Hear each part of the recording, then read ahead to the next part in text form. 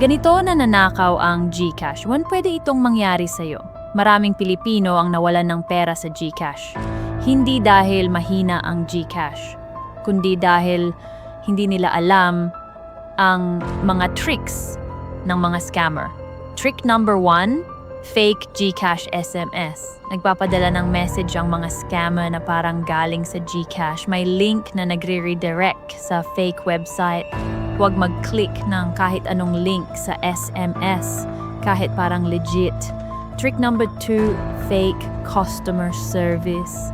Nagpapanggap sila na GCash agents sa Facebook at TikTok. Hinahanap nila ang mga nagre-reklamo tungkol sa GCash. Huwag ibigay ang MPIN o OTP sa kahit sino. Trick number 3, SIM swap scam. Kinukuha nila ang iyong number para ma-access ang OTP mo. Kung biglang nawala ang signal mo ng walang dahilan, tumawag agad sa iyong network provider. Paano mo mapipigilan? Una, huwag mag-click ng kahit anong link sa SMS.